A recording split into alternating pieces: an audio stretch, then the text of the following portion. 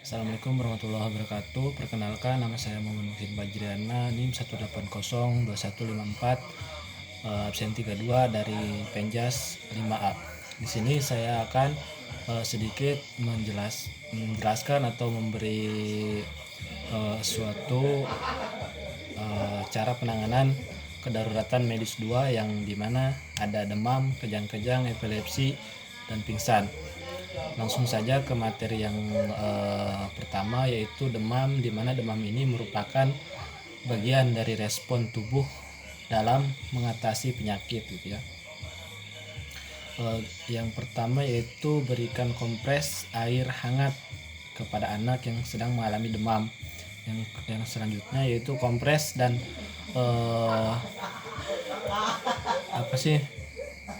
menyeka seluruh tubuh, bukan hanya di dahi saja.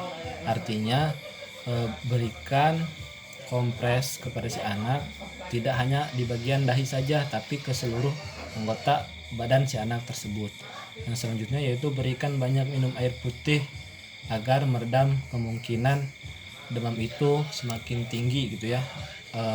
Si panasnya itu untuk mencegah si panas mengalami ketinggian yang dari seharusnya gitu. Untuk yang selanjutnya yaitu hindari pangkalan berlapis atau selimut tebal karena akan menghambat pertukaran suhu tubuh dengan udara gitu ya.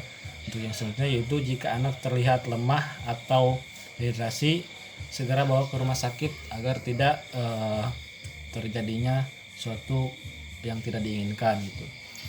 Nah, di sini juga ada suhu tubuh normal pada manusia yang dimana pada usia 3 bulan itu suhu tubuh normal itu 37,5 Celcius gitu ya.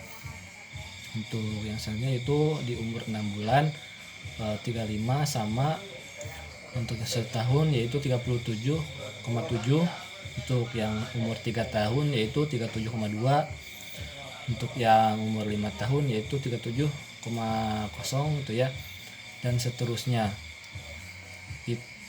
Ada beberapa tingkatan-tingkatan yang berbeda. Untuk yang dari umur 7 tahun itu 36,8, untuk umur 9 tahun 36,7, dan untuk yang banyak dewasa itu 36,4 gitu ya. Dan umur 70 tahun ataupun menginjak waktu lansia itu umur lansia 36,0. Nah, untuk materi yang selanjutnya itu ada kejang-kejang, di mana kejang-kejang ini merupakan kekakuan tubuh atau alat gerak akibat kontraksi dan atau relaksi otot yang tidak terkendali. Nah, di mana penyebabnya ini yaitu bisa jadi epilepsi, hipoglikemi, keracunan, ataupun terlalu banyak minum alkohol dan obat-obatan gitu ya. Dan stroke juga bisa. Yang selanjutnya itu demam atau pada umumnya pada balita gitu ya, atau infeksi dan lain-lain. Nah, di mana pertolongan kejang-kejang ini secara umum kejang-kejang akan terhenti dengan sendirinya sebagai penolong, tidak banyak yang akan bisa dilakukan gitu ya. Yang terpenting adalah yang pertama jangan melawan kejang-kejang tersebut gitu. Ketika ada korban yang kejang-kejang, usahakan jangan dilawan gitu ya, kejang-kejangnya jangan diluruskan atau digimanain gitu ya. Yang selanjutnya itu jangan berusaha menyempal mulut karena itu akan berdampak bahaya gitu ya pada orang yang mengalami kejang-kejang tersebut gitu. Yang selanjutnya itu jaga pernapasan agar si korban ataupun orang yang mengalami kejang-kejang tersebut bisa mudah untuk bernapas gitu. Dan selanjutnya itu hindari dari bahaya di sekitar karena seperti ada kerumunan ataupun apa, itu akan sangat berbahaya bagi si orang yang mengalami kejang-kejang tersebut gitu ya. Untuk yang selanjutnya yaitu ada epilepsi atau kita biasa menyebutnya ayan gitu ya, di mana epilepsi ini merupakan gangguan pada sistem saraf pusat atau aktivitas sel saraf di otak. Di mana poin yang kedua ini kekakuan tubuh untuk beberapa saat disertai kejang-kejang dan diikuti hilangnya kesadaran. Nah, di sini juga ada gejala ataupun tanda-tanda kejang-kejang. Yang pertama yaitu jatuh secara tiba-tiba, ataupun yang keduanya itu wajah dan leher sianosis, dan selanjutnya itu gerakan kejang otot. Yang selanjutnya yang poin keempat itu mulut berbuih ataupun berbusa gitu ya. Untuk yang selanjutnya di sini ada yang poin yang kelima, yaitu setelah kejang-kejang biasanya si orang yang mengalami epilepsi ini tubuhnya itu merasa kelelahan ataupun lemas gitu ya. Nah, di sini yaitu ketika anak mengalami epilepsi, usahakan kita tidak panik gitu ya, jangan dan agar si orang ataupun si anak yang mengalami epilepsi ini bisa tenang gitu ketika mengalami epilepsi tersebut ataupun ayan gitu ya. Yang poin kedua yaitu pastikan dia dalam keadaan yang aman dan dijauhkan dari kerumunan ataupun yang lainnya gitu.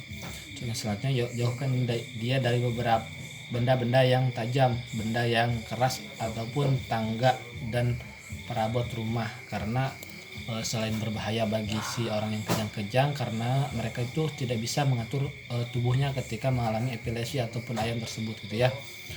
Untuk poin yang selanjutnya itu selama dan setelah kejang berakhir, Anda anak ataupun Anda mungkin kelakukan dan bingung dengan kondisi yang dialami. Saran dari saya yaitu tenangkan dia dengan berkata bahwa semua akan baik-baik saja dan tidak akan terjadi apa-apa gitu ya. Untuk yang paling penting ketika Anda tidak mengetahui apa yang akan Anda lakukan, biarkan dia beristirahat, hindari memberikan obat tambahan ataupun yang lainnya kecuali bila diresepkan oleh dokter. Yang paling penting segera bawa dia ke rumah sakit terdekat kalau Anda tidak mengetahui bagaimana cara mengatasi epilepsi tersebut gitu ya. Untuk yang selanjutnya poin di sini yaitu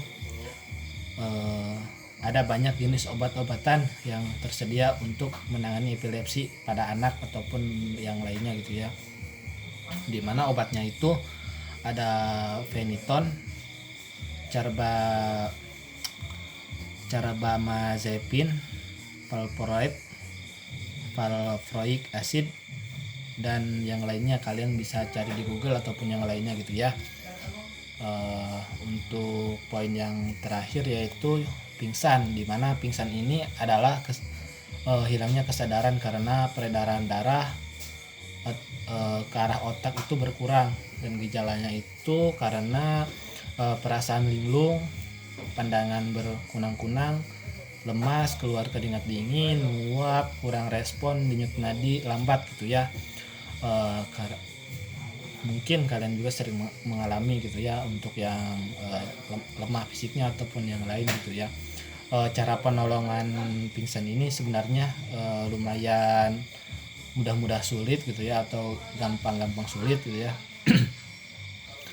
Yang pertama yaitu cara penolongannya itu bawa penderita ke tempat yang aman dan segar. Usahakan gitu ya, seperti bawah pohon ataupun jauh dari kerumunan gitu ya, karena itu akan cepat gitu untuk menyembuhkan si orang yang mengalami pingsan tersebut. Yang selanjutnya itu poin yang kedua, berikan penderita ataupun orang yang pingsan itu bila pucat tungkai tingginya gitu ya. Berikan apa saja, misalkan bantal ataupun yang lainnya gitu ya, tapi usahakan kepalanya itu tetap di bawah gitu ya.